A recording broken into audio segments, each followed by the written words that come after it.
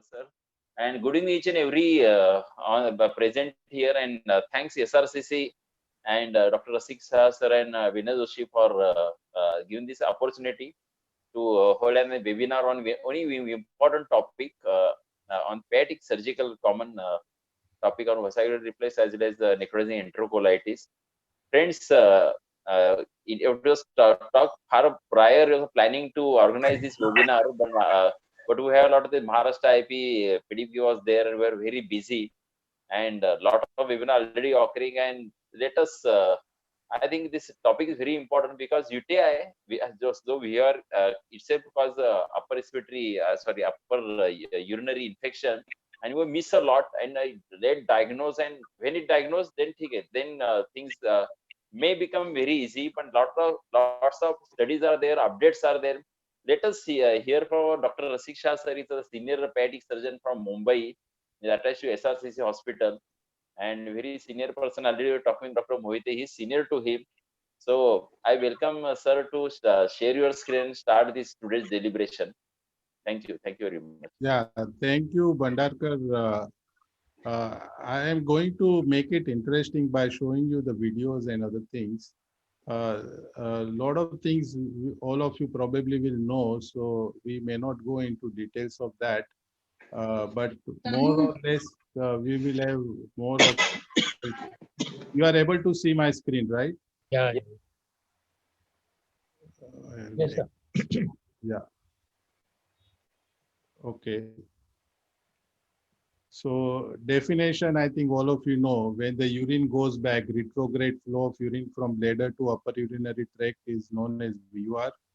The incidence is 1 to 3% in children, and most of them will go undiagnosed unless they have the symptoms.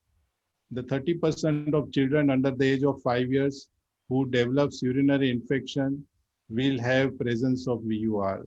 It Go is for more. this slideshow so that the full screen. I'm not sure what is happening. Yeah, one. Okay. Now it's all right. Yeah, Yeah. it's better. Yes, sir. Yeah. So, okay. So 85% it will be in girl child and then 15% in boys. But in boys, when they have, it is more severe than in girls. Age reflux is more common in younger infants. So those who have urinary infection in less than 1 year old, they may have 70% chance. Overall incidence means not specific. In less than 4 years is 25%.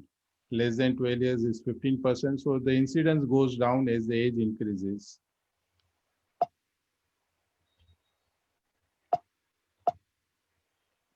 Okay. The hereditary factors, there is a prevalence of VUR, like in siblings, 32% chance.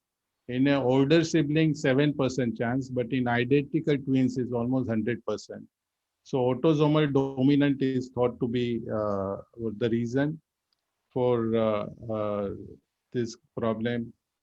So basically what it means is if one child has VUR and urinary infection, you need to remember that other child may also have the similar problem. Now, what is the VUR can be primary or it can be secondary. Primary, it is because of the anatomical problem. So what is anatomical problem? The anatomical problem where ureter, how it joins the bladder. If it joins perpendicular, the chances of reflux are high. If it goes oblique, like what you can see in this diagram. If it is long tunnel, then no reflux. If it is short, then it is possible. And something like this is highly likely reflux. So what we say is ideally length to diameter ratio should be 5:1. If it is less than that, the chances of reflux are high. The secondary VUR is because of some other problem. So the VUJ is normal or UVJ is normal, but there is other problem. So it can be congenital bladder dysfunction or acquired or behavioral problem which leads to bladder dysfunction.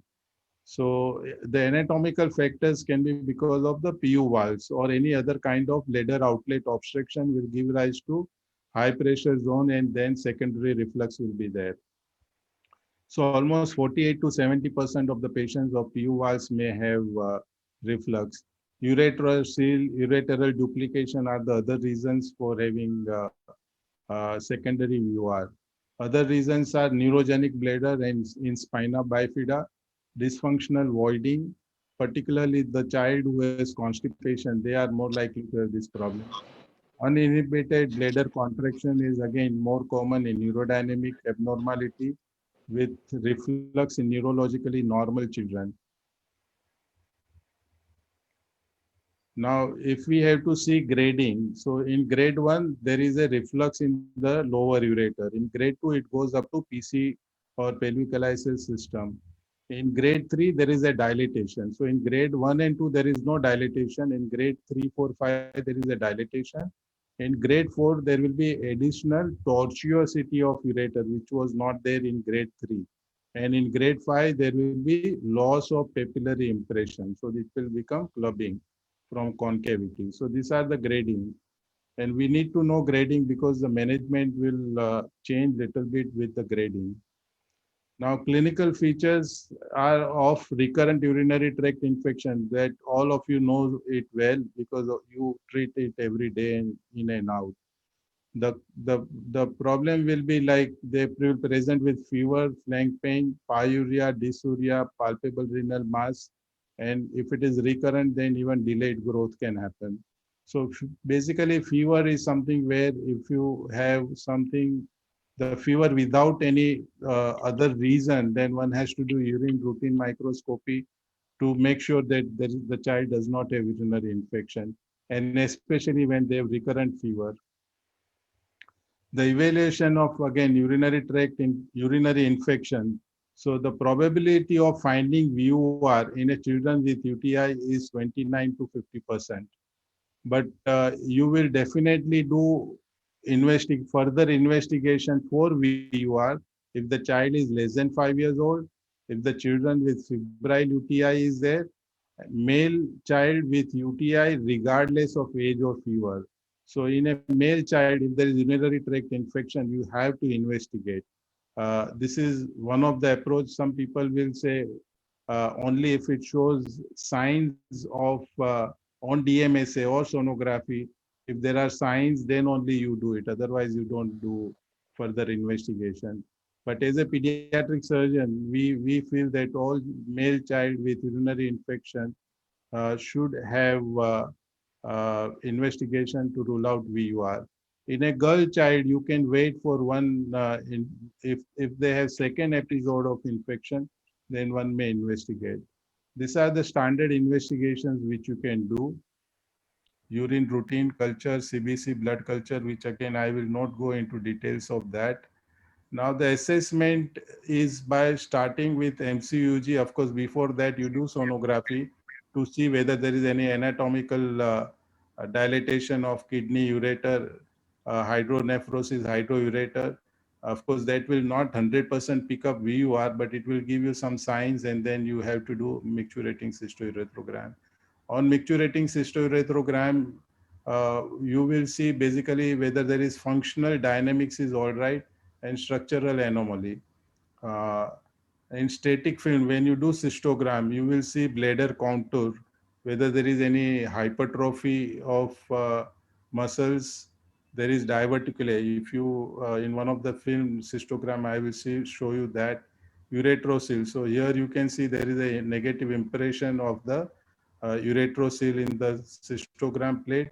And here again, you can see there is a filling of ureterosil. Then you have to see grade of reflux. As I told you, that treatment will vary with the grade of reflux, configuration and blunting of cheilitis, bladder neck anatomy, urethral patency. So all this you see on cystographic plate.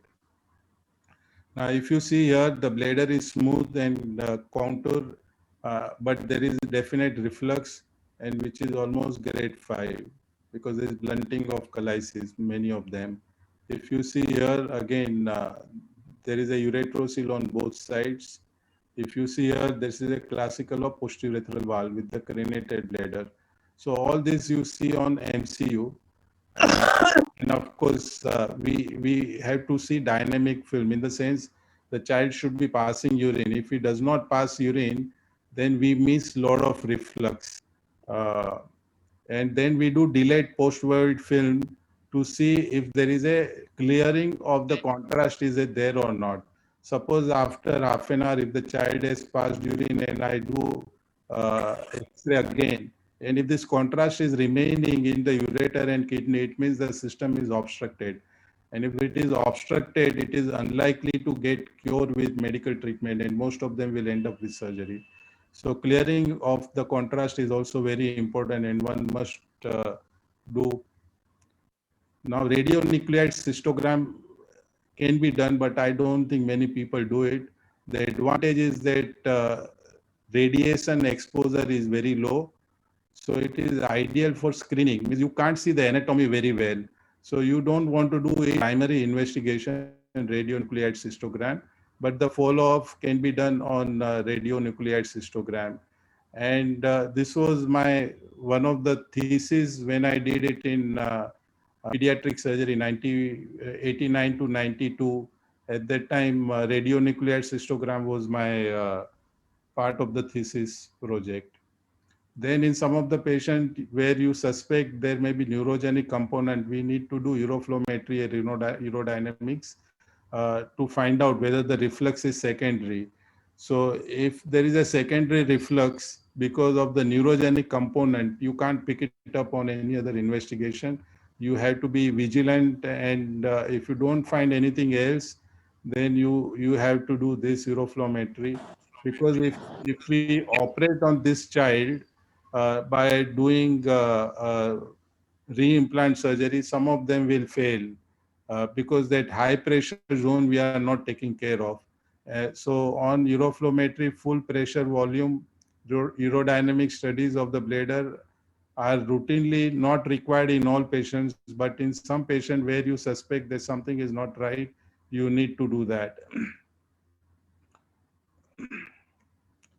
Then, as I told you, some people will do top-down approach in the sense that those you don't do voiding cystourethrogram of MCUG in all patients unless or only you do it only when on DMS a renal scan there is some abnormality like scarring. If you see, then only you do it because the VCUG or MCUG has its own drawback.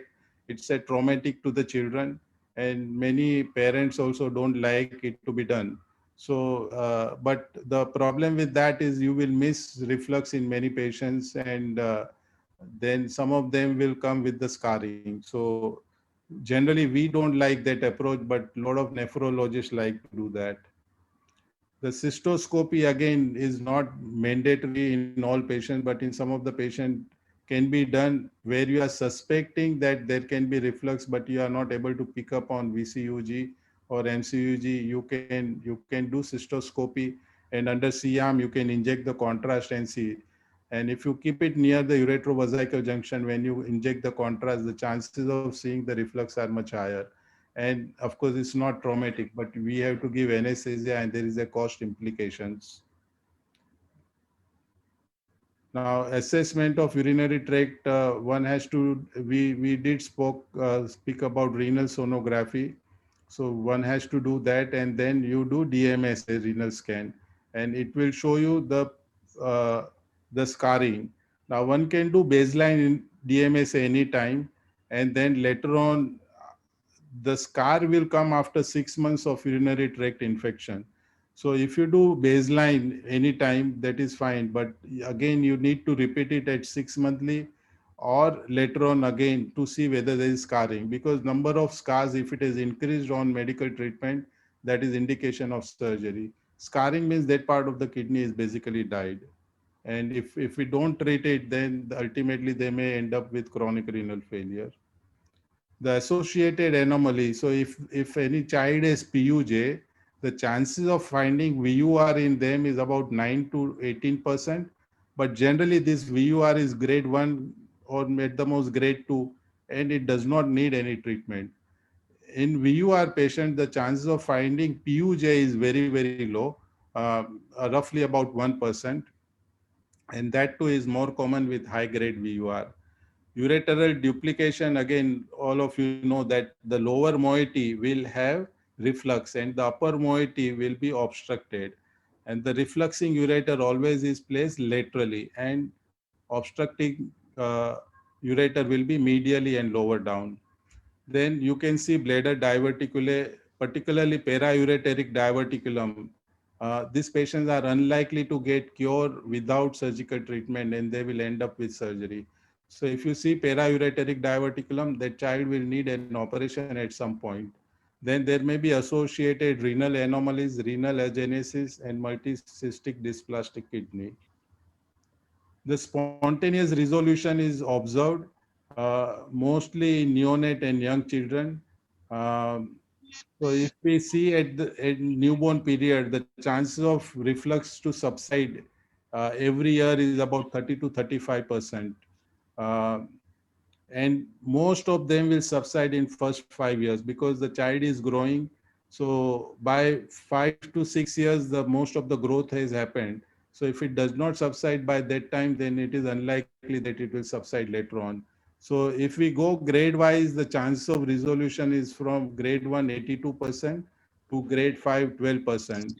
So milder grade of reflux in a newborn will subside most of the time, but even the high grade can subside. So in grade 4, almost 30% will subside, particularly if they are diagnosed in a infancy. The management, as I told you, the spontaneous resolution of reflux is common. High grade reflux is likely to resolve spontaneously, less likely to resolve spontaneously. Success rate with surgical correction is very high, in the range of 95 to 98%. Particularly only in high grade reflux, sometimes it may not get cured 100%.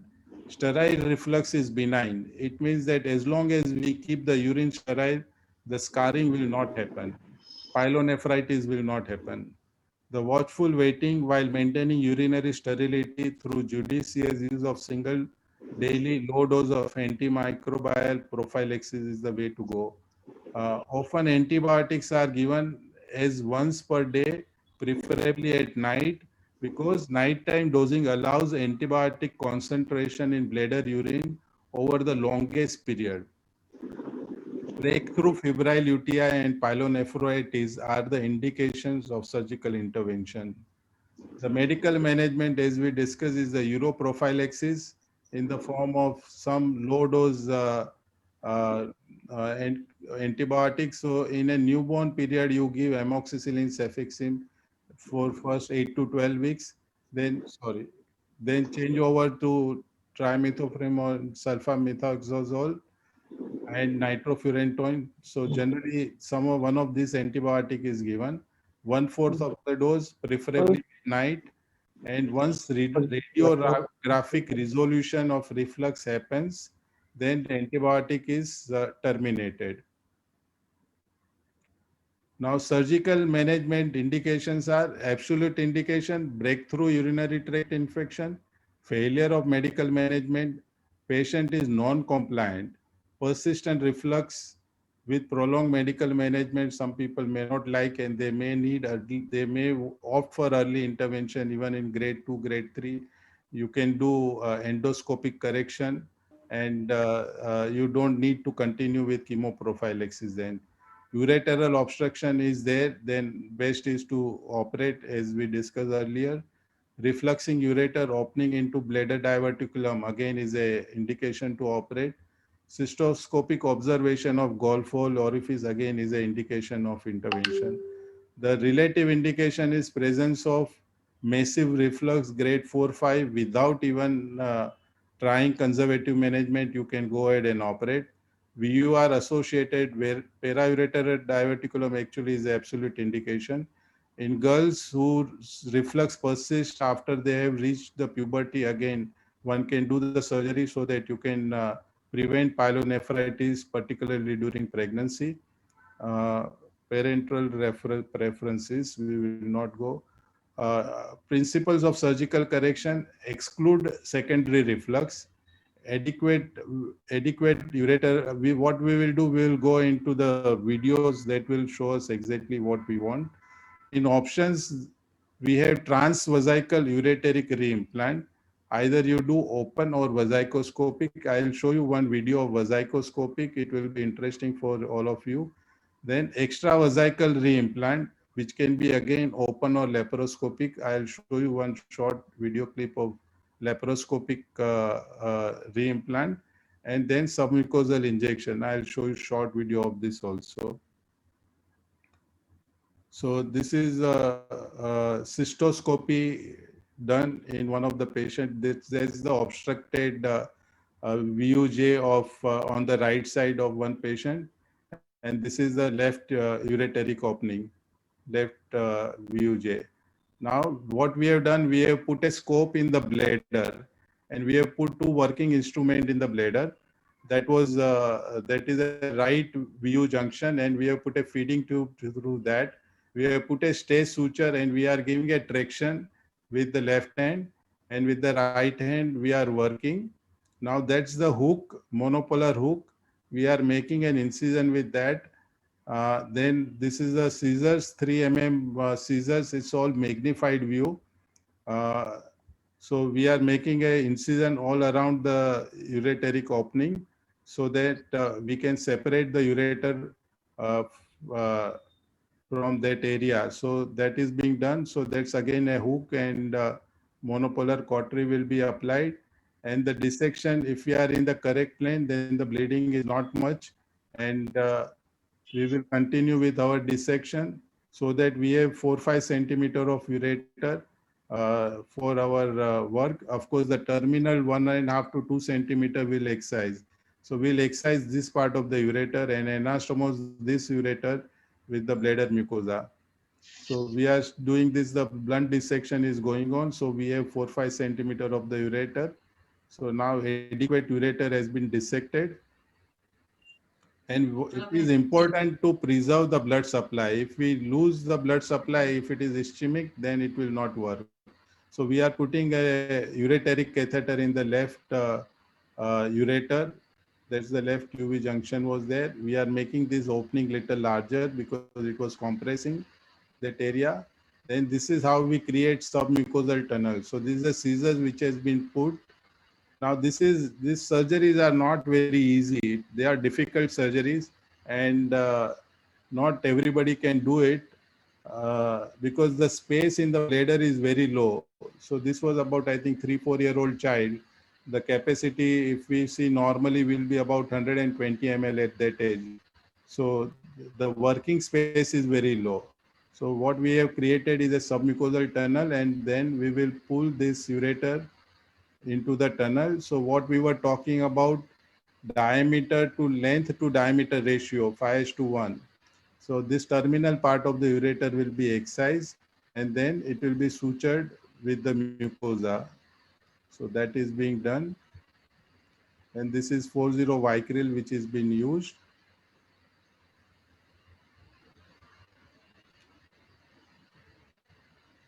So we put 4 to 5 sutures, and then put a DJ stent, so that part is excised. And then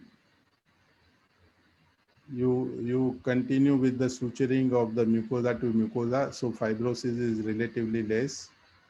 This is a DJ stent which is being placed.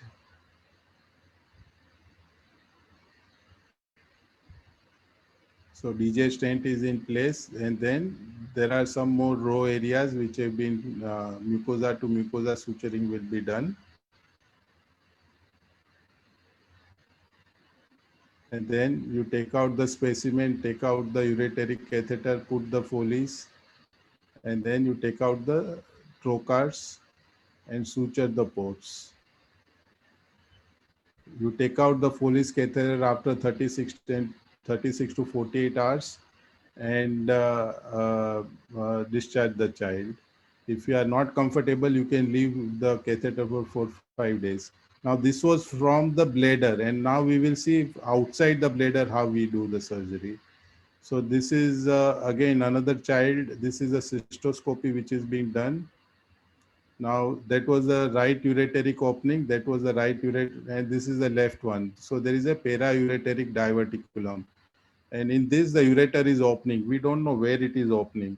So in this child, we decided that we will do extravesical ureteric implant laparoscopically. Sorry. So that's the dilated ureter. We are doing laparoscopy. That's the bladder. This is the ureter. There's the diverticulum there. That is a vast difference. So we are looking at the pelvis. I am standing at the head end. We are going to give traction to the bladder so that we have given the traction to the diverticulum, and that's the vast difference. And that's anterior to the ureterovesical junction. That's the entire thing is the diverticulum, and that is the end of the ureter there. We excise the diverticulum and uh, uh, divide the ureter near the uretrovesical junction, close the uretrovesical junction with the suture, and then we need to create the tunnel. So we will score the bladder. So we are making an incision which is extramucosal. That's the mucosa you can see there. And these are the detrusor muscles. So these are the muscles and this is the mucosa. So we'll create an opening in the mucosa, do the suturing. So before that, we have to spatulate the ureter. So there is no narrowing. Ureter is being spatulated. The DJ stent is placed. Then the ureter is sutured with the bladder, and then the tunnel is created. So we are suturing the bladder opening with the ureteric opening after insertion of the DJ stent. So then, yeah, so this suturing is carried out, and then we will put a suture so that the ureter goes into the tunnel. So we have to make sure that we don't strangulate the ureter, but suture in such a way that it remains in the submucosal tunnel without any compression. So that is what is being done. And once we put this, the extramucosal tunnel is created. And then we put few more sutures and then we are done. So this is extramucosal reimplant. So that is the tunnel from here to there. This child had paraureteric diverticulum with recurrent UTI. Then, as I told you earlier, that we discharge the patient on neuroprophylaxis, and then you need to monitor blood pressure, renal function, urine analysis. The sonography and urine culture can be done after 6 to 12 weeks. We generally like to do VCUG after 3 months or 1 year. It's not necessarily after 3 months, but we generally stop neuroprophylaxis after 3 months. And DMS, again, you may do it after 1 year. But important thing is if the child has urinary infection, then you need to do everything. Okay. The complications are persistent reflux, contralateral reflux, but both of them generally disappears. Sometimes the obstruction can happen because of edema, clot, twisting, etc. And rarely it needs a redo surgery. We have not yet done any of them, but it may be sometime required. The endoscopic management is injection of a bulking agent at uretrovesical junction. And that the advantage of this is less morbid, no mortality. It's a daycare procedure. You come in the morning, discharge in the evening. The problem is the cost. The cost of the Difflux or dextrominer is almost for one vial of 1 ml, it is about 35 to 40,000. And if the reflux is bad on both sides, you may need 2 ml or 3 ml. So that's just the cost of the injection. And then the results are not the best. Some of them may need the surgery even after that. So it is not universally, at least in India, we can't do in all patients because of this limitation. So I'll show you this one video clip and then my talk is over. So this is left uretrovesical junction, and what we are doing is putting a needle into the submucosal plane and then inject the deflux. So what you will see, there's the swelling. So what it creates is that creates a high resistance zone. So the urine does not go retrograde.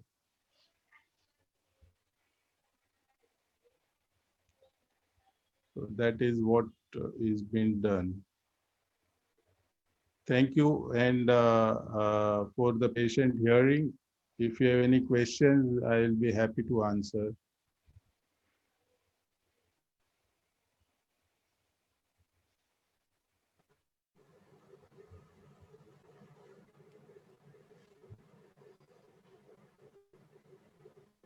Hello. Hello. Oh, Are there any questions? Jay. everybody understood very well. But sir, I have one question. Yeah. You said about the rate of the this dysplasia, or after if you diagnose PUJ with that, VUR rate is not much, right? What are the chances of this renal dysplasia with VUR? Only VUR is there. With high grade VUR, the chances of dysplastic kidney are quite high. So if it is a grade 5 VUR, probably 15 to 20% of them, the function will not be normal. It will be less than normal. And as the child grows, suppose I do in a newborn period, DMSA, it may show the function of 25-30%. But as the child grows, if the opposite kidney is normal, that function will further go down because it's a relative function. Right. So the dysplastic kidney particularly will not grow with age. And that incidence is almost 15 to 20% in high grade reflux. If it is mild grade reflux, grade 1, grade 2, generally they are fine. They are not abnormal. So what are the chances of recurrence of VUR after even re-implantation open surgery? With injection is quite, you said their chances quite great or quite more. But what about the after surgery? What are the chances of VUR? After the surgery, the cure rate is almost 95%. So in less than 5%, they will have persistent VUR or contralateral VUR. But over the year, 1 year time, if we say, most of them will subside. Now, very rarely we will have to do some more intervention for VUR, particularly primary VUR, very unlikely that we will have to intervene. And today, if it is possible, then one can inject deflux because that then it becomes easier to, you don't need to reoperate. But most of them will not need reoperation. So I have not reoperated any child for VUR after the surgery. Endoscopic in grade 2, grade 3, if we do, the results are almost 80%. With one injection, 65 to 70%. With two injection, 80 to 85% will resolve. In grade 4 and grade 5, the resolution with endoscopic management, deflux, is less likely, maybe in the range of 30 to 40% only. So generally, it is not advocated. Of course, those who do high volume centers, they claim that their results are very good, even with high grade reflux, grade 4, that they have good results. What we do in them is inject at two places. One is intra-ureter and second is just below the ureteric opening. Okay. So what are the uroprophylaxis? Whether after surgery, we need to confirm that VUR is totally resolved, and then we have to stop the uroprophylaxis with the uroprophylaxis to be continued after even surgery. After surgery, generally, if I am happy, then I will stop after 3 months of surgery.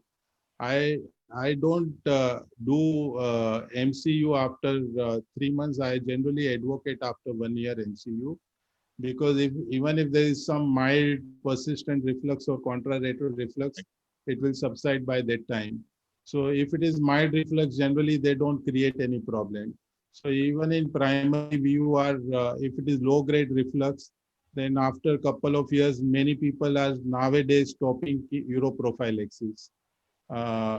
So there is a controversy whether to continue or not. A lot of people are advocating today that there is no need to give in a low grade reflux if it is beyond 2 years of age. So Rakshit bhai, another thing in VR, there is a normally the sterile urine is go upwards, right? So Right. why are the chances of urinary infection is there, right? The- From bladder to ureter to kidney, that's okay. Then the urine is sterile. Yeah. Then, So- why uroprophylaxis is required and why there is infection? So the primary problem with VUR is when the urine goes back. Typically, what it is going to create is after the child voids, that urine which has gone into the kidney will come back into the bladder and it will cause stagnation of urine. So because of the stagnation, because of the residual urine, post-void residue, they are more prone to infection. Now, the sterile urine will not cause any scarring or pyelonephritis. Only the infected urine will give rise to this problem. So you don't want the infection to happen. In an older child, we can teach double voiding or triple voiding, meaning once a child has passed urine, you tell them to pass again. So you train them. So if it is mild or once the urine comes back from the kidney and ureter into the bladder, the child should be passing urine again. So there is no stagnation. If there is no stagnation, then there will be no urinary infection. So in some of the child where there is a neurogenic bladder, what we advise them is a nighttime continuous voiding. You put a catheter in the bladder and child sleep with that. So then there is no stagnation at all. So what we are trying to do is avoid the stagnation of urine in the bladder. in a unilateral PUJ obstruction, when do you intervene? In unilateral PUJ obstruction, if definitely shows, we do DTPA renogram or nuclear scan, dynamic nuclear scan, EC renal scan at around 6 to 8 weeks. Now, if it definitely shows obstructive pattern, then I think I will go ahead with the pyeloplasty. Now, some people will say that only when the function deteriorates, you operate. So those who are, and the reason is, a lot of people will say that particularly if they are not comfortable operating at the age of 8 weeks, then they will delay it by a few more months. They will do EC renal scan again and then operate. But most of the pediatric surgeon today will say if it is definite obstructive pattern on EC renal scan on DTPA renogram, then you can go ahead and fix it. Now, it is not 100% indication because the function is still preserved. So you may wait for another 3 months, 4 months, repeat EC renal scan at 6 months. If it definitely shows there is a deterioration in function, that is an absolute indication. Now, other way of looking at is you'd get a sonography and see the epidiameter. If the epidiameter is, if it is less than 1 centimeter, it is normal. If it is more than 3 centimeter, the epidiameter of pelvis, anterior-posterior diameter, more than 3 centimeter, then most of them will end up with surgery. If it is 10 to 20 millimeter, probably 40-50% of them will end up with surgery. And if it is 20 to 30, then again, higher chances of surgery at some point. So EC renal scan and epidiameter of pelvis on sonography, that will guide us when to intervene. Do you need to revise the surgery as the child grows? The ureteric implant? Yes. No, yes. no, because the submucosal tunnel will grow with the child. So you don't need to do anything. Once the VUR is resolved, it is resolved forever. It will not come back unless there is some kind of obstruction because of whatever. If the child gets constipated, if there is a bladder outlet obstruction because of behavioral changes, then they can have again that will be secondary reflux, not the primary. But by and large, once the VUR is resolved, it is resolved. We have not reoperated any child once it is resolved. Thank you, sir. Sometimes on a DMSE you get 90-10 function or 95-5 function. Do you remove that non-functional kidney or leave it there? The absolute indication of removal would be hypertension or urinary infection because of that. But non-functioning kidney is not an indication of removal.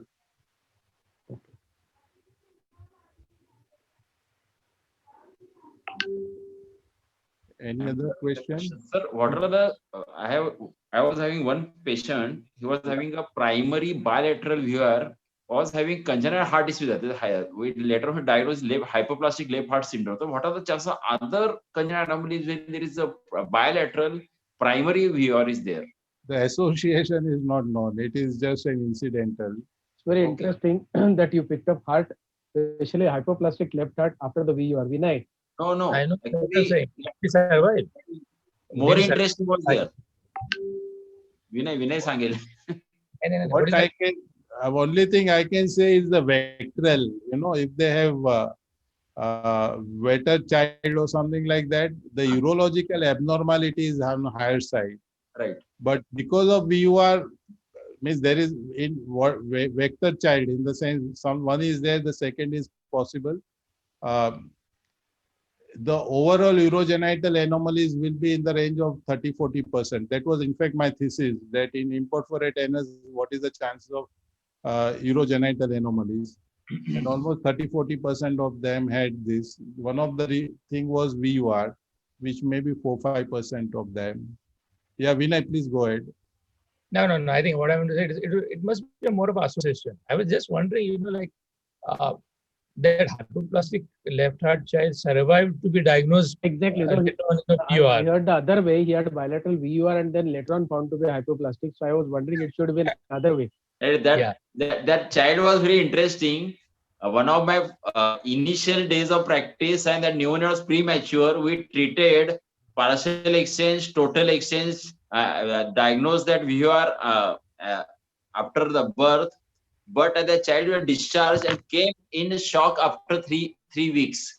Oh, And then we came to realize of the hypoplastic left heart syndrome, right? that is when the duct Not in- closed and you landed in trouble.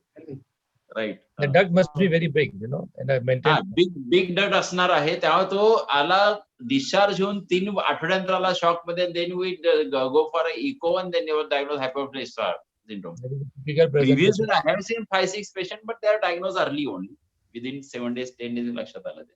Interesting, very interesting. So sir, very thank Dr. Rasik Shah sir. It was an excellent presentation and sensitized on many things like a night dose of antibiotic. I will remember this, right? It's very important. Yeah. You give antibiotic uroprophylaxis, that is one thing, but giving night dose, right?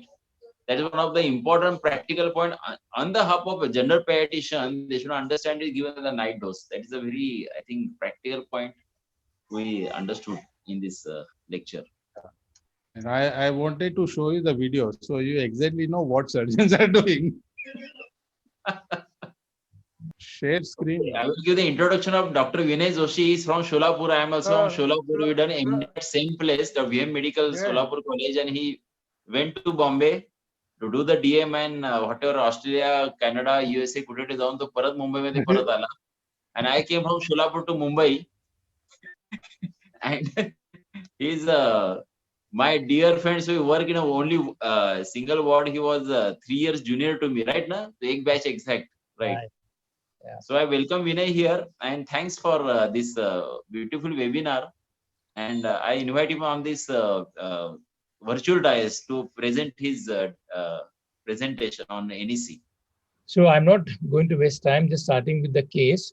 But before I start, let me thank Raigad IIP branch inviting us, giving this opportunity to share a virtual platform with you. I think this I've been to Raigad IIP I think few times, invited by Mahesh Mohite and Jay Bhandakar, and nice to see you guys again. Now let us start with the case. 800 grammer male child, born at 27 weeks of gestation, born to a 26-year-old mother. 3 days prior to delivery, she was given endomethacin in view of preterm labor. Many of the units do this, okay, and that they give endomethacin for the preterm labor. Received 2 doses of dexamethasone.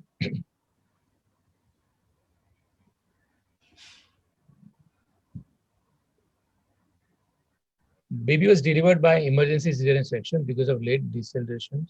Apgar scores were 1, 3 at 1 and 5 minutes, and baby required endotracheal intubation immediately. This was the X-ray. As you can see, it is a grade 3, grade 4 hyaline membrane disease. Definitely required surfactant therapy, couple of doses. However, the child settled over a period of time, and by 72 hours, feedings were started. The baby was advanced to full feeds over next 3-4 days. You can imagine, so baby is almost now by 6-7 days, baby was on full feeds. On day 4 of life, a murmur was heard, and echo and X-ray tests were performed. See, by the end of 4 days or 5 days, the baby was on full 160 ml per kilo per day of fluids.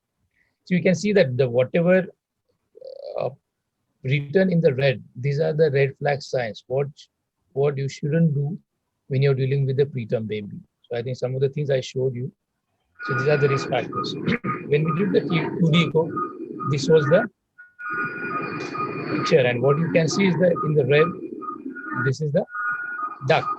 And even just by eyeball, you can see that these are more than 2 millimeter size duct, predominantly left to right shunting. Okay, it's a big size duct. This was the X-ray. We extubated this child, by 7 days. The case continued. On day 10 of life, he became lethargic, had multiple episodes of apnea. ABG showed mild metabolic acidosis. So this was a red flag sign. Gastric aspirates increased in volume and were blood tinged. A CBC was remarkable for leukopenia and thrombocytopenia. On day 11, the abdomen became distended and developed erythema. And this was the X-ray done. So I think the diagnosis is quite obvious. Dr. Rasik Shah will agree, looking at the clinical picture and looking at the X-ray, child had necrotizing enterocolitis. You will again, you wonder why we are discussing necrotizing enterocolitis. Topic is very simple. Topic is very simple, but it runs a very complicated course. And it poses lots of controversies. We don't have any definite preventive measures. And of course, we don't have definitive treatment. The only way what we can do is, we prevent, if we can, it from happening. So coming to the burden of the disease, almost 7 to 10% of the very low birth weight infants, these are the different studies have reported. And some of the studies have reported to the tune of 30%. That is 1/3 babies having they're going through some stage of NEC. 50% require surgical intervention. Okay, these are the papers, incidences reported from the papers. Mortality was anywhere between 10 to 30%. But mind you, when the baby reaches stage 3B of NEC, the mortality reaches 100%. And 50% of the survivors who make it, they have long-term sequelae. Majority of the times it affects the premature infants. And it is known, it is associated with the preterm babies. But at the same time, 10% of the cases occur in full-term infants. I think this one should remember. And more we see the babies born at near-term gestation or the late preterms, what we call them, with the new definition. These late preterms are very much prone to the complications as compared to preterms or the term babies. What are the risk factors? There are some consistent risk factors, so the factors which are associated with necrotizing enterocolitis. And one of the most important risk factor is the prematurity. The baby born at less than 28 weeks of gestation or extremely low birth weight infant. This is the high risk factor. Then the growth restricted neonate, mothers with severe PIH and placental insufficiency, or when you look at the placenta, if the placenta shows signs of aging, signs of calcification, I think these are the babies again at high risk because of the compromised intestinal blood flow, placental abruption, absent or reversed end diastolic blood flow velocities on Doppler, use of umbilical catheters, especially if they are malpositioned, that is very, very important, low Apgar scores, and recurrent packed cell transfusions. I think they are the controversial topics which we are going to discuss later. But one of the most important factors, as I already mentioned, is the prematurity and extremely low birth weight infant. Now look at the age of presentation. There is some interesting finding here. The incidence of NEC is inversely proportional to gestational age and birth weight. This we all know. However, the age of onset is inversely proportional to the gestation, with mean age of 3 to 4 days or the first week for term infants. And when it comes to preterm babies or the smaller infants, the age is 3 to 4 weeks. I think it's very, very important difference between the term baby getting NEC and the preterm baby getting NEC. This is the graph from one of the papers, and especially when you look at the second graph, as the post, see this is on the y-axis you have got the day of life at onset of NEC, and this is the post-menstrual age.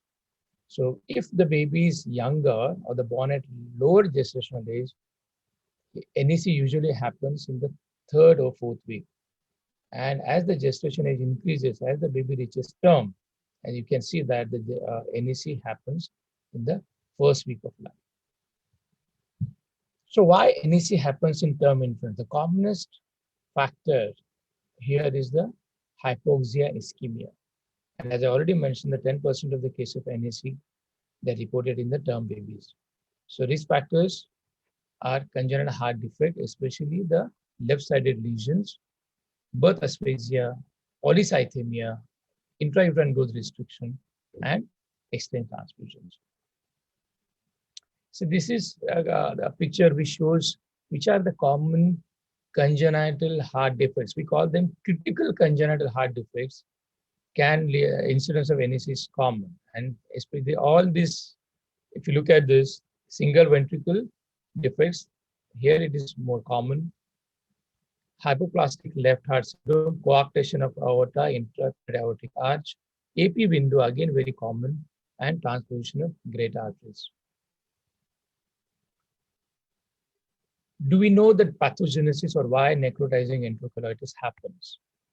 3 key factors. I think if you look at the literature, these are consistently mentioned. One is the gut susceptibility, bowel ischemia, and enteral feeding. If anything goes wrong with these factors, then all these factors come together, lead to necrotizing enterocolitis. Why preterm baby's gut is more susceptible to injury? Various reasons. One is the decreased peristalsis. The mucus layer which is there is very thin, it is deficient. The epithelial junctions are loose, so that even the easy microbial translocation, it is more permeable. Impaired enterocytic regeneration. So any injury happens, it doesn't heal. Decreased gastric acid production, lactate levels, and bile acids. Again, abnormal microbiome. So that compared to term babies, that preterm babies have low diversity of the microbacteria which are present in the gut. The paucity of anaerobic bacteria and more proteobacteria. And especially if the child is kept NPO for longer duration, if the baby receives empirical antibiotic therapy for various reasons, all this will lead to delayed or altered bacterial colonization. And on the top of that, if the baby is born to LACS, the mother has received antibiotics, and if we use PPIs, it is a more common practice. In the preterm babies, we use these PPIs, and all this can lead to abnormal growth of abnormal bacteria in the gut, and which we label as dysbiosis. And there is one of the important factors leading to necrotizing enterocolitis. Coming to bowel ischemia, there are various reasons. We discussed perinatal asphyxia, critical congenital heart diseases, especially on the left side. placental insufficiency because of various maternal reasons. And if the baby suffers sepsis, septic shock, and goes into low cardiac output for various reasons, this all can lead to bowel ischemia and predispose to NAC. Why critical congenital heart defect leads to NAC? I'm bringing this topic again and again because we see this happening in the cardiac ICU quite often, and leading to some form of bowel dysfunction. When the child has critical heart disease, there is reduced systemic blood flow, especially if the lesion is on the left side, leads to gut ischemia. That's why the child is kept NP on the top of that or receives formula feeds, and it leads to dysbiosis. When child undergoes surgery, so child has to be put on bypass, it increases inflammation, and when the lesion is corrected, it will lead to reperfusion injury. And all these factors put together, gut ischemia, dysbiosis, reperfusion injury, and inflammation, this is a good recipe for developing necrotizing enterocolitis. Now coming to the feeding, we have a practice of starting delayed feeds. I think with lot of prodding, with lot of the seminars, we again keep on telling that the child shouldn't be kept in NBM for a long time because it leads to abnormal growth of bacteria in the gut. So delayed first feed for various reasons, no use of mother's own milk, prolonged NPO, and baby goes on TPN, use of formula feeding or hyperosmolar feeds, all these factors can lead to predispose the child to NAC. So the bowel ischemia, gut susceptibility factor, and enteral feeding, all these factors play a major role when it comes to pathogenesis of ischemia. And what is the final common pathway here? It is the bowel ischemia and necrosis, and ultimately leading to different complications. Ileocecal region is the most common area which is affected because of the way it is, the blood supply in this region is far from the superior mesenteric artery. This is almost like an end artery. 50% of the time is involves both small and large intestine, either continuous or segmental manner. What happens to the gut? Macroscopically, gut looks like this. This is the normal gut, and you can see the affected gut. It is congested, there is edema, you can see the dark patches and even thinning of the serosa. So this gut is open anytime, and it will perforate anytime. And microscopically, what you can see here is, though the epithelium is intact here, you can see the nematosis here in the submucosa. And in the slide below, what you can see is completely disruption of mucosa, submucosa, and muscularis mucosa. So, and only the serosa is intact, which can give away anytime. And this is the picture where you can see that in the you can see the thinned out serosa. The gut is ready to perforate anytime. Clinical presentation, very typical: feed intolerance, abdominal distension, child is lethargic, can have apneas, respiratory distress. Temperature instability is very, very important. If the disease progresses further, you can see hypotension, acidosis, DIC, shock, etc. The abdomen, it tells you how the gut is within. You can see that abdominal tenderness, distension, shiny abdomen, and we call it as an angry looking abdominal wall. I think that is the typical picture of necrotizing enterocolitis. And this is how, if you see the pictures, this is a staging for necrotizing enterocolitis by Bell's, subsequently modified. And as you can see that there are 3 stages. I'll be worried, the first stage 1 is almost, it mimics like any sepsis. Okay, so it will be very difficult to differentiate between necrotizing enterocolitis stage 1 and sepsis. So you should need to have a high index of suspicion when you're dealing with this child, especially in this stage. But subsequently, as the disease progresses, it becomes easier. And the commonest presentation would be either nematosis or air in the bowel wall, or if there is a perforation. These are the various radiological findings. I'm not going to go into details of that. I will show some pictures. As you can see that there is ascites, generalized abdominal distension, You can see thickened bowel walls here, fixed bowel loop. Typical again, you can see the air in the bowel wall. You can see the air in the portal system. On the CT scan, you can see the air in the portal system here. And this is the frank pneumoperitoneum in the lateral decubitus film or lateral film. And you can see the air all around. And this is a famous football sign. Sonography, you can diagnose better. This should be diagnosed by the sonologist. One word of caution here, even though sonography is easily available, it is non-invasive, doesn't cause any radiation. The point is, sometimes you overdiagnose. That the false positive rates are pretty high, so you need to correlate clinically whenever you diagnose something on the sonography. That's why a fool behind the tool is still a fool if he doesn't know the intricacies of that. You see many biochemical abnormalities when the child develops frank NAC, basically metabolic acidosis, rising lactate levels. And if you don't intervene, he goes into DIC, thrombocytopenia, shock, etc. There are a couple of differential diagnoses which we can keep in mind. Here I can bring into Dr. Rasiksha. See, many times child, especially on day 1 and 2, present with abdominal distension, some discoloration there. Then we ask for surgical opinion and we get the sonography done. And there is signs of perforation. And there's always a dilemma. We have not started feeds yet. So whether NAC, you can have NAC without starting feeds. And what are the differences between spontaneous intestinal perforation and necrotizing enterocolitis?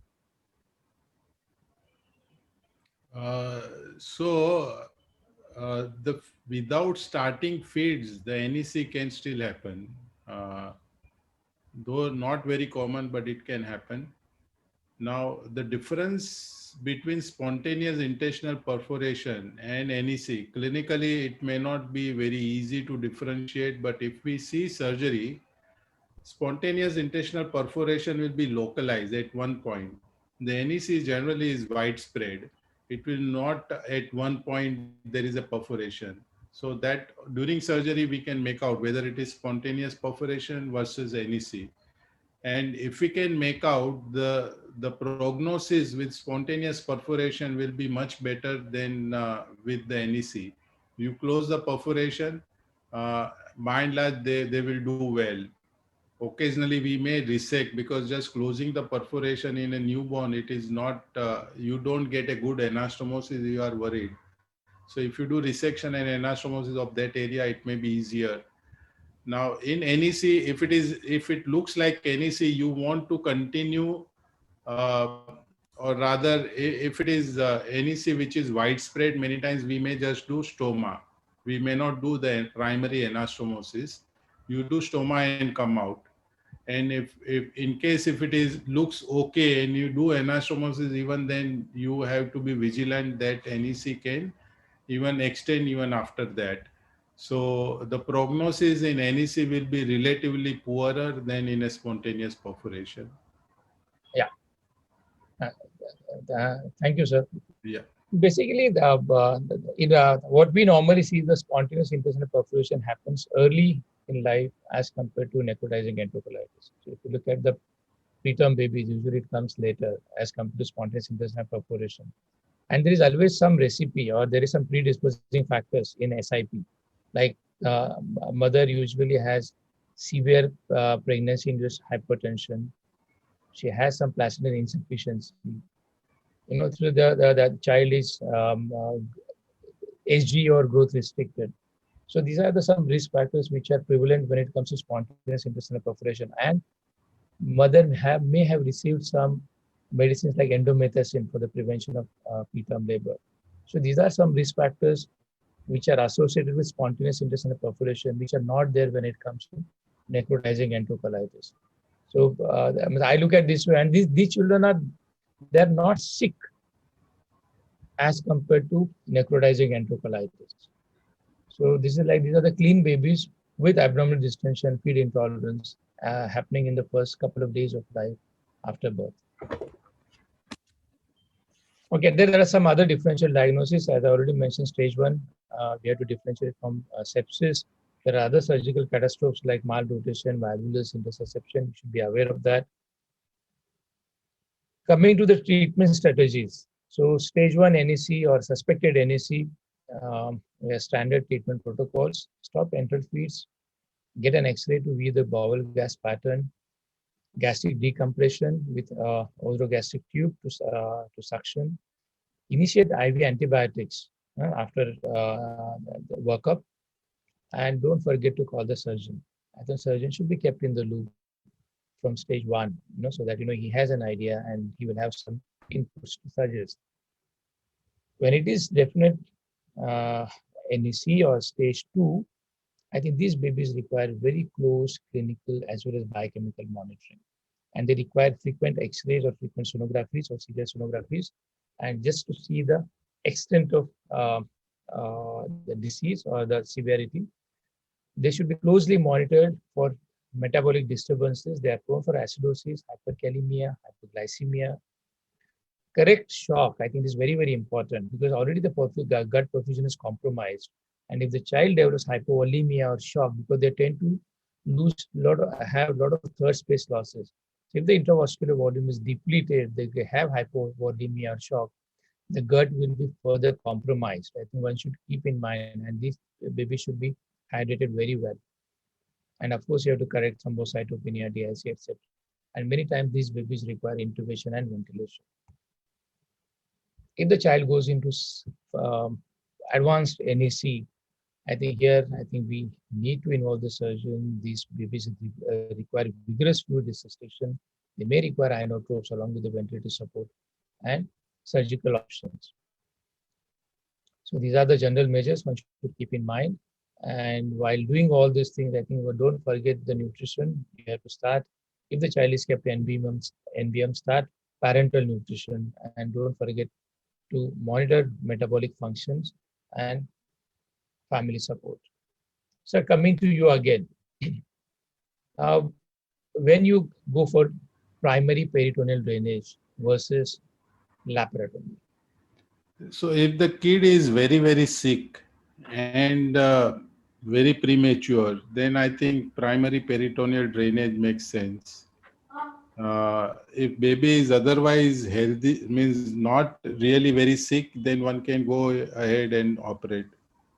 So if the newborn is about 1 kilo and sick, then I think I will do PPD. Okay. And what are your indications to open the so laparotomy?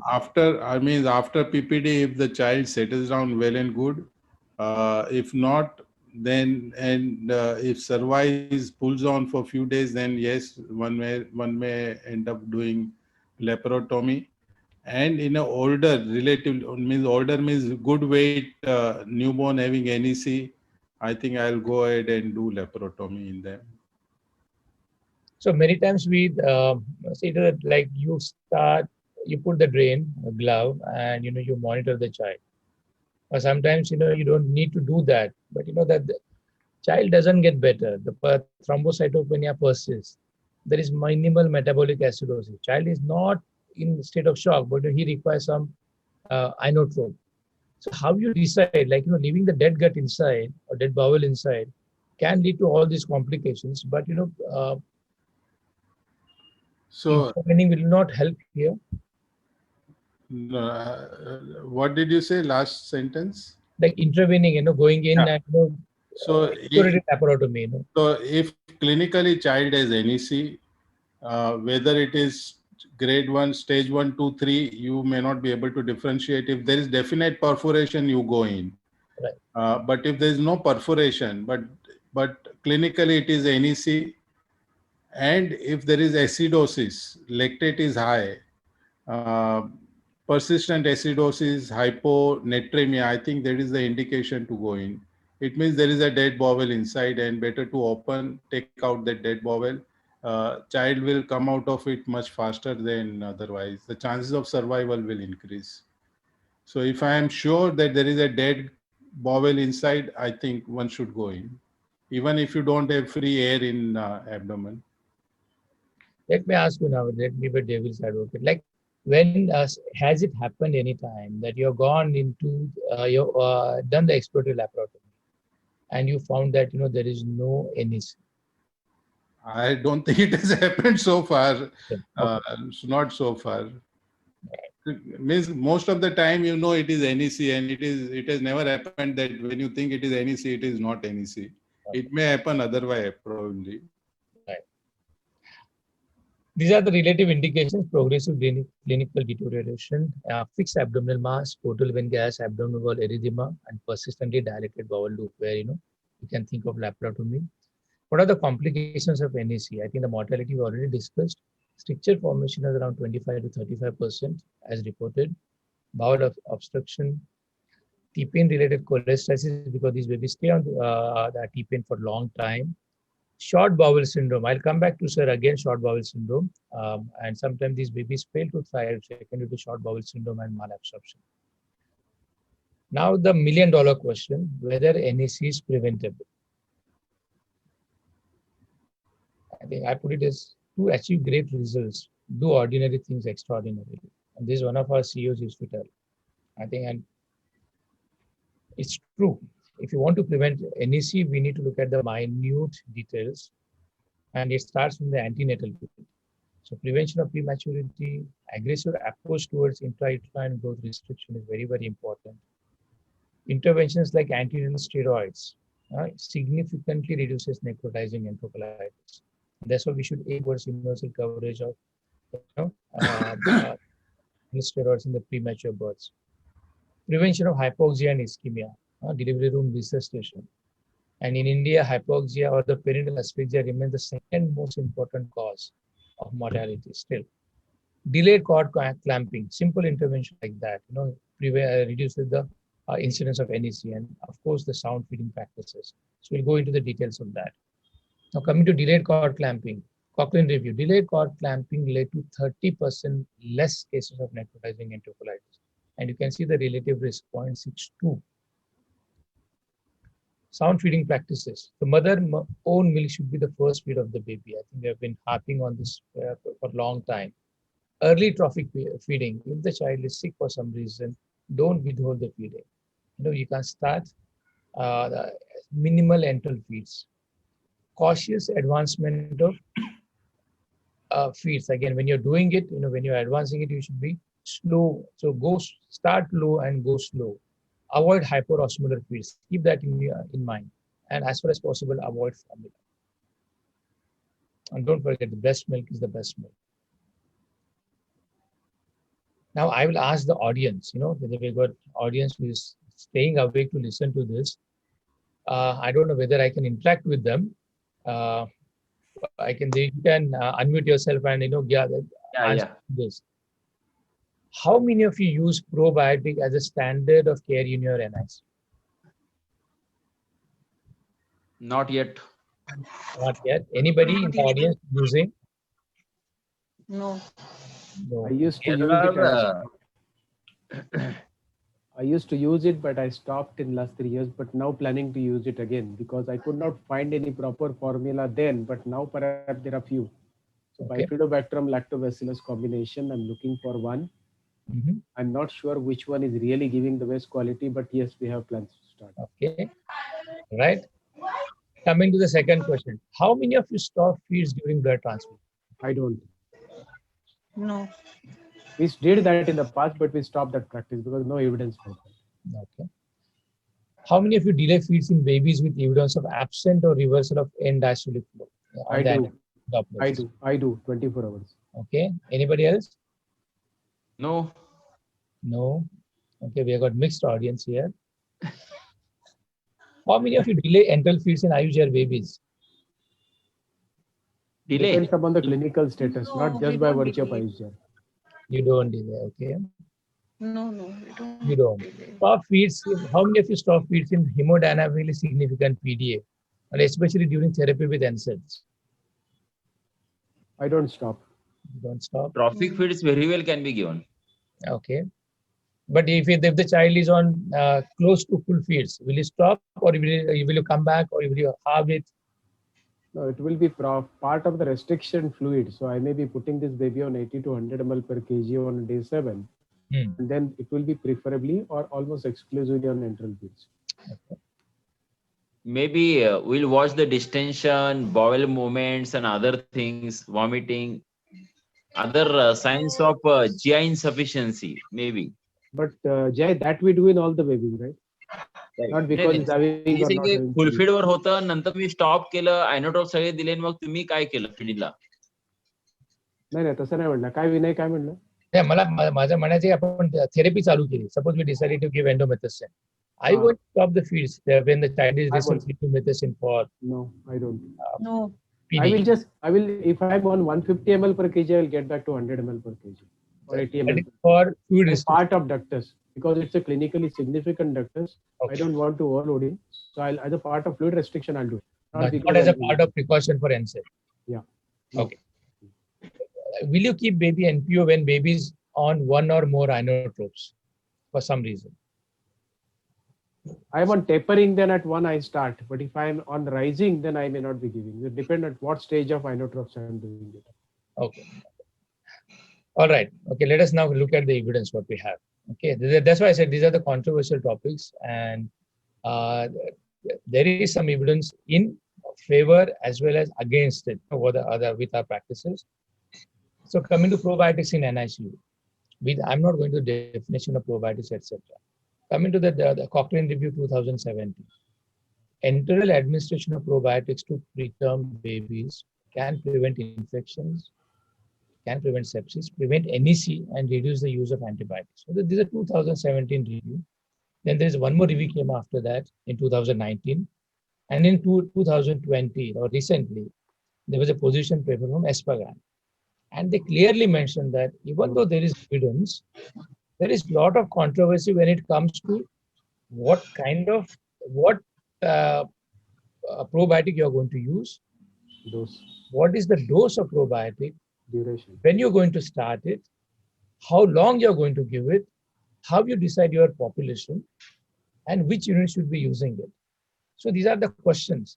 I know these are the questions for which we don't have answers yet. And there are some case reports where when people used indiscriminately this probiotics, especially the one with the Saccharomyces, the fungal ones, the child developed, or the babies developed mucormycosis, gut mucormycosis, and the baby they had to lose the baby. So there are complications happening, and on the other hand, we have got no clear-cut evidence when it comes to the dosages, when it comes to the type of probiotic. So because what you're saying, even we are just like a few days back listening one webinar on probiotic. He said कि hardly 3-4 brands are there that are genuine in the probiotics. What they mention on the leaflet, ह्याच्यामध्ये जे content आहे तो content त्यामध्ये आहे की नाही याबद्दलच मोठे प्रश्न आहेत. There is a thing that is one म्हणजे there are lot of studies and there are त्यांनी प्रॉपर ते बायोकेमिकल लॅब मध्ये त्यांनी कल्चर करून बघितलं तर जे मेन्शन केलेलं आहे त्यामध्ये बिलकुल नव्हतं. Not in quantity also, and they are contaminated. So I know we also might be knowing this. Right. So there are issues when it comes to probiotics, and especially in India, we have got a very limited supply of that. And the commonest one which has been used or which is abundant in mother's milk is the bifidobacterium. Right. I think if it is available, I think it is safer. But having said that, I think there is a lot of controversy when it comes to the dosage, duration, and when you start. And let me tell you my personal experience. And if your unit has high incidence of sepsis and necrotizing enterocolitis, then it makes sense, you can try and you have to see it, which one works for you. Okay. If there is inherently your unit doesn't have high incidence of NEC or sepsis, I don't think you should be using probiotic. And we have not used probiotics when I was in KDA for 10 years. Because the incidence of sepsis and incidence in NEC was very minimal. So it was not going to change our practice, and it didn't change our practice. And I still believe mother's milk, mother's own milk is the best probiotic for the child. So if you can start enteral feeds with mother's own milk, I think that is the best way to go about it. Vinay, we know that this is a very more common in preterm babies, and unfortunately the formula feed, right? Formula feeds is a very common with the formula feeds. Whether human milk banking will reduce this incidence also. Suppose you have the human milk is available abundantly just beside the NICU, so it can be another factor. Can be. So I think, see, definitely expressed breast milk is much better than the formula or any other milk. And when Right. that's why there is enough evidence to show that the breast milk is the best, and there is reduced. There is a, they have even said that there is dose related decrease in the incidence of necrotizing enterocolitis when mother's milk is used. So in the first 2 weeks of life, if the dose, if the child is more than 100 ml per kilo per day of EBM as feed, the incidence of necrotizing enterocolitis is significantly reduced. And another thing you are mentioning, lot of factor, predosing factor or NAC, whether broad spectrum antibiotic inadvertent or not used properly or used like that only as a preventive therapy, that can another cause for NAC. Yes, and it is proven. So empiric antibiotics for more than 5 days in a preterm baby for various reasons can lead to increased incidence of necrotizing enterocolitis. So because it changes your gut flora, it causes dysbiosis, Right. and it can lead to necrotizing enterocolitis. And there is a direct dose and duration relationship between NAC and the antibiotics when it is used empirically. And we do that in the ICU for various reasons. Preterm labor, we start antibiotics and we don't stop. Right. In spite of blood culture is negative. All right, the second most important one is the transfusion-associated necrotizing enterocolitis. This is a known entity, okay, and this is a plausible clinical entity, and the first reported in 1987, and when they had outbreak of NEC in the unit, and this was published by McGrady. The odds ratio was 15:1, so extremely high incidence of NEC in the blood transfusion patients, and subsequently there are various studies which have been published. So there are some key observations. The TANEC is the name, acronym, transfusion associated necrotizing enterocolitis. 25 to 40% of all cases developed NEC 2 to 48 hours after receiving transfusion, more in premature and low birth weight infants. It is usually delayed onset after 4 weeks of postnatal age. Severe the anemia, higher the risk. Okay. I think this is very, very important. So if you expose your baby to severe anemia for the longer duration, and if you give the blood transfusion to this child is at highest risk of developing NEC. So now they are changing from TANEC, they have made it TANEC to TAANEC. Okay. See, transfusion anemia associated necrotizing enterocolitis. So the bottom line is, if you expose your baby to prolonged severe anemia and then you give the transfusion, the incidence of NEC is more. Okay. Okay, and there are various, the different studies which have shown some association between transfusion and necrotizing enterocolitis. So this is the bottom line. No enough evidence. Tread cautiously. Baby should be closely monitored. Avoid severe and late anemia. And for that, you can do the direct cord clamping, minimal sampling, use of hematinics early, and use of EPO you can consider. Abnormal Doppler and delayed feeds, there is no evidence whatsoever. So you can start feeds within 24 hours or as soon as the child is stable. So abnormal Doppler doesn't preclude from starting minimal enteral feeds in the preterm babies. Again, hemodynamically significant PDA and NSAIDs, no evidence. You can continue feeding these babies. Just be cautious that it can. If it is hemodynamically significant PDA, if there's feed intolerance, you have to go slowly. make sure you are giving, though you're not giving excess fluids to these babies, because any child who receives excessive fluid, especially in the first week of life, is again there is higher incidence of necrotizing enterocolitis, and this comes from the Cochrane review published in 2013. There are various other factors which have been studied, no evidence so far. So my take-home message will be, it is the most dreaded GI emergency in the NICU. So though simple, it runs a very complicated course and lots of controversies still persist. But microbiota and enteral fluids play a major role in the development of NAC. Babies with critical congenital heart defects are at greater risk of NAC, and NAC is preventable to a large extent by simple measures like antiretroviral steroids, delayed cord clamping, mother's own milk as first feed, exclusive use of EBM. EM, probiotics. Still, there are some controversies, and always hand hygiene and infection control. Thank you very much. Are there any questions? I think we have covered some of the questions during the talk. Right. Yeah, Vinay, the incidents, what we used to see in US where I worked as a fellow, and what we see in India, I think in India we get very, very low number as compared to West.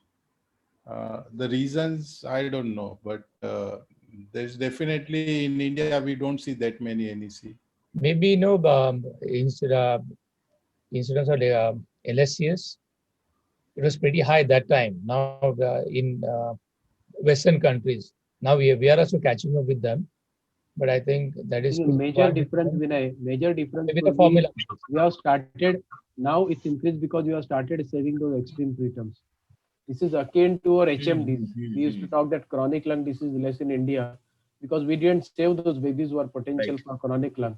Same thing with the preterms. We have started saving more preterm now. So now we may be almost matching with the Western world. Absolutely. And our infection rates are pretty high still, all said and done. I think that contributes to the development of NEC. And at the same time, simple things like, the antibiotic misusage. Vinay, how do you decide how many days NBM? When during NEC. Once you make NEC, you diagnose NEC, we make him NPO. How do you decide when to start the feed again? See, I've got a very simple rule, and which I follow, and it has worked. Do I have the evidence for that? Probably not. Every stage 1 NEC, I keep the baby NBM for 5 to 7 days. And then I try to restore minimal enteral feeds as early as possible. The moment I see the baby's bowel starts to come back, baby has passing, stools, and clinically child is stable, I think I'll and your X-ray or good, no contraindication like any significant contraindication, I'll go ahead and start the feeds. But if it's stage 2 and stage 3, definitely I'll keep the NBM for 10 to 14 days at least. I'll be very, very cautious. And whenever I start, I'll start very low, I'll go very slow, and it has to be EBM. One of the known complications is colonic stenosis. Now we talk about NEC being a ileal or jejunal pathology. Why do they develop colonic stenosis? Dr. Rasiksha? I think NEC can affect even colon. So it is not that in colon there will not be NEC. I think I showed the incidence of colonic involvement somewhere in my slide.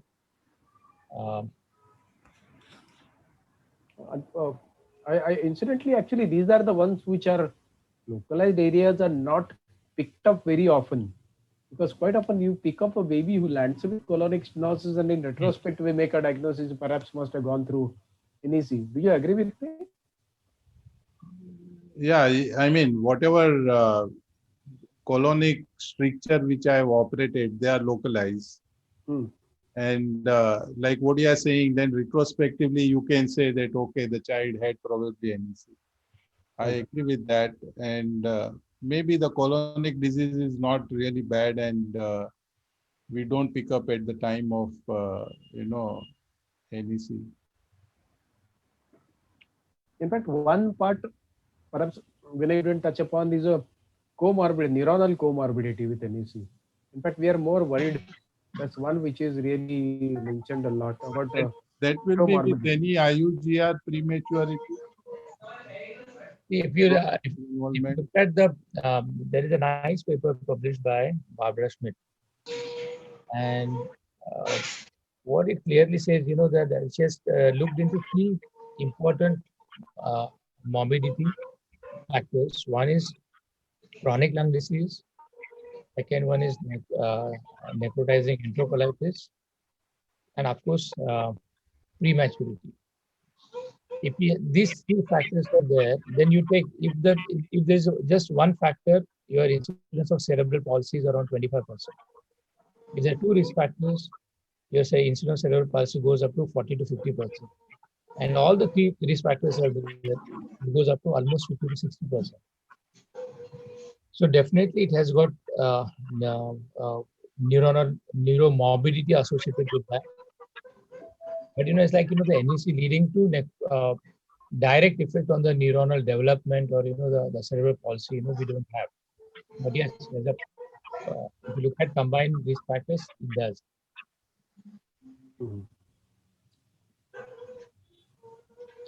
Jay. Yes, आपण तिघं चौघच आहोत. Yes, thank you, Vinay, for excellent presentation and excellent discussion. And participants, you have any questions, you can very well ask right now. I have one simple question. Why it is called MOM, not EBM? Is there any specific reason, Vinay? No, it Mother's own milk. Yeah, because you can use the milk from the milk bank as well. So what they found that the mother's own milk is more effective in prevention of NEC. Yeah. And it develops to development of antibacteria in the gut. Right. Yeah. The priority was mother's own milk, better than gestationally matched mother's own milk, better than the milk bank milk. Yeah. And always better than any formula. And Vinay, that is better than the cow milk, buffalo milk. Vinay, mode of delivery, whether it is a LACS or vaginal delivery, it make difference in NEC? Yes. If it is LACS, incidence of NEC is more. If the baby is born through normal vaginal delivery, the gut flora is, they're fairly common things. Right. It's the bifidobacterium. Right. If the baby is born through LACS, then you have got all the gram-negative pathogens, anaerobic bacteria, they come into play. Right. By LACS, you get enterobacterial group of pathogens are more in the gut, right? Yeah. With the normal vaginal delivery, they are loaded with all this better bacteria, right? Helpful bacteria, right? Vinay, you know of any formula combination of bifidobacterium with lactobacillus available today? They are available in the market, definitely. And I think, but we have never used. That's what I'm telling you. In 10 years, we never thought of using any kind of probiotic. Rescunet का काय होतं ना launch केलं मध्ये. Yeah, there are 2-3 आहेत market मध्ये. But it's used extensively by people, and there is a lot of evidence. Australia is using it for last more than a decade now. Agreed. As a basic policy. If you look at the recent evidence which is coming out now, it is exactly going against it. If you look at the meta-analysis, there is a lot of issues with the meta-analysis. See, the issue is going on for last 20 years. We don't know, not this or no, yes, no, yes, no. But Dr. Patole, who is the biggest promoter, has been using it for almost more than a decade now in Australia. And all 17 big centers in Australia, it's a protocol. It's a standard protocol to use probiotics right from day one till I think 36 weeks of gestation completion. And many European countries have started using it. The argument what the people who don't promote probiotics is, you are feeding these probiotics to the babies who are never going to develop NEC in their life. Okay, that is the argument. And rather than you are exposing them to the risk of developing something which is they are not going to develop. Okay. If they develop mucormycosis, if they develop any sepsis because of the these probiotics, it's very clear. So that is the argument. I think that was a wonderful talk, Vinay. Jay, you want to conclude? Or President IIP, would you want to conclude? आहेत का madam का हो गेल्या? आहे. अध्यक्ष That's Maharaj, a wonderful. अध्यक्ष महाशय, अध्यक्ष महाशय, secretary, thanks giving. Both the talks were absolutely fabulous and an eye opener with simple take home messages. So I thank you all. Thank the speaker, Dr. Rasik Shah and Dr. Vinay Joshi. And I'll ask Nilima to give vote of thanks also. thank you very much, Vinay, and thank you very much, Dr. Rasik Shah, for sparing this time. It was definitely good revision and a lot of new additions, I'm sure, to a small branch of pediatrics. We do keep conducting such small CMEs like this. And yes, we do have. Thank you very much for wonderful speeches. Thank you, Dr. Rasik Bhai. After a long time, we are meeting. Thank you very much. And Vinay is a buddy. We keep meeting. Thank you. Thanks. Thank you. Thank you very much. Good night. Bye. Good night. Good night. See you, Vinay. Thank you. Thank you very much. Thank you.